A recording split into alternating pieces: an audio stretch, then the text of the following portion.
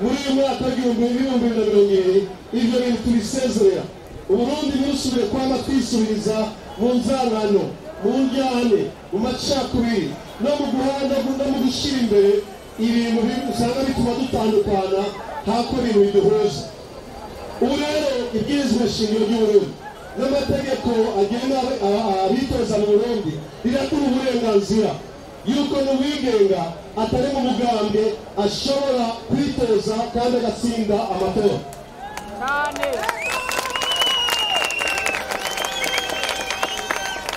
Hari igihe twumva ibintu abantu bakuvuga ngo amatora ngo byaramaze kurangira. Ayaye uko ni kutubahiriza umukuru w'igihugu, ni kutubahiriza ibwirizwa shingiro riduhamagara ko tuzotora itariki 20.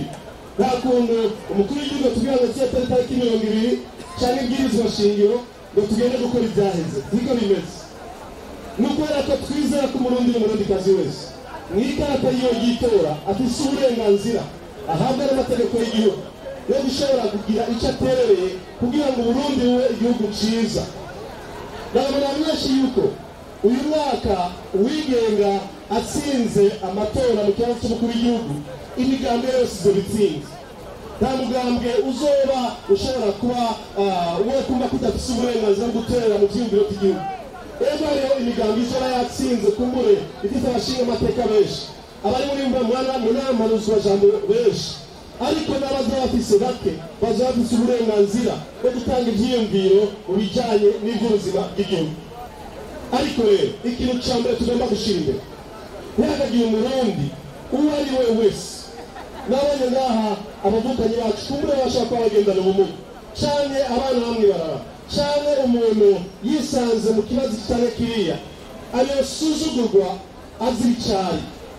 Kandi umuntu asuzugurirwa cyangwa agirirwa nabi azira ibyiyumviro byiwe binyuranye n'iby'iyundi.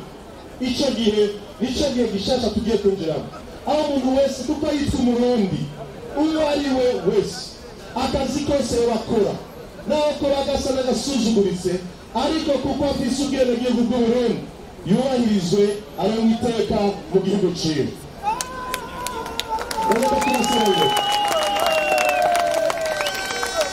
Imyaka twagendeyemo mu bintu by'amacakubiri yarangiye igihe usanga umuntu ariko arazira icyari, ibyo byarangiye. Ariko turagomba gutera imbere.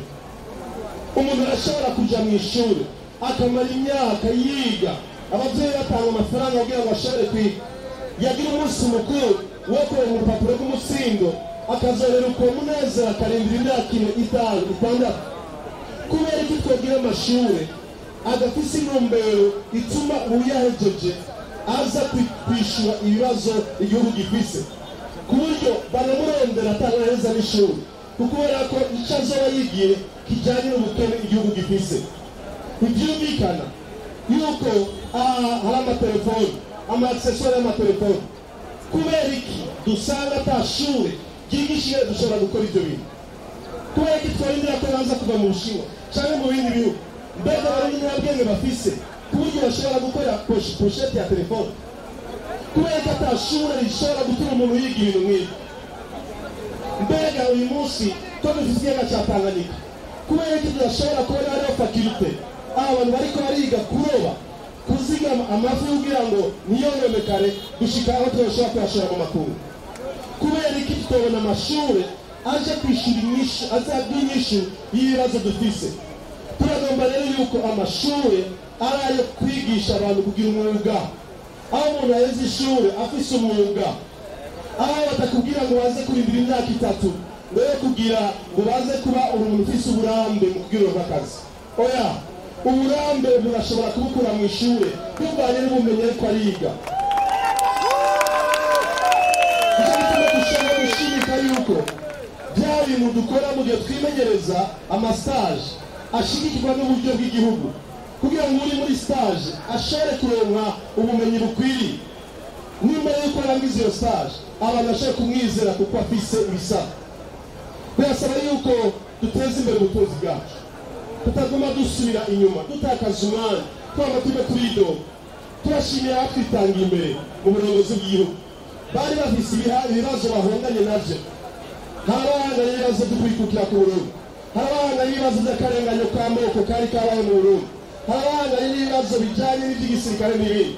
Ariko uyu munsi intambara dufise imbere yacu si ibigwanisho biciye umuriro, intambara dufise imbere yacu ni y'ubwenge butuma umuntu ava kuba uwo bita nyarucari agashobora gutera imbere. Kera nahagarara ngaha bariko barubaka ikiyosike, nari mu buzima bugoye, sinagira ibyo fungura, nari mu ngorane nyinshi, nararaye ngaha muri parede zaho, abantu baranyemeza yuko atabwenge mfise, yuko ndi kijuru kubera ko ntashoboye gukora ibi na biriya. Ariko umunsi umwe narabyumvise ko mfise uburenganzira bwo gutera imbere, ndahaguruka. Hari abanzi ngaha nicaye kuri place aha kuri aha cyangwa kuri parede zaho, ariko uyu munsi ndafise uburenganzira bwo gushobora kwitoza mu kibanza cy'umukuru w'igihugu. Kubera iki? Kuko nta muntu n'umwe ari nyagupfa, nta muntu n'umwe yabwira ngo ntibizopfa birengana.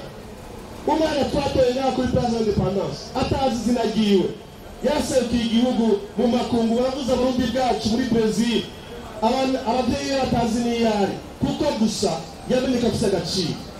Turagomba ko umurundi wese amenyeka afise agaciro, atagira agaciro kuko agiye mu mugambwe kanaka, atagira agaciro kubera ko avukana n'aka ari mu butegetsi, atagira agaciro kuko ava muri iyi ntara cyangwa iriya, ariko afise agaciro kuko ari umuntu, kuko afise ubwenegihugu bw'umurundi. Rero itariki 20 z'ukwezi kwa gatanu ufise ububasha mu ikarata yawe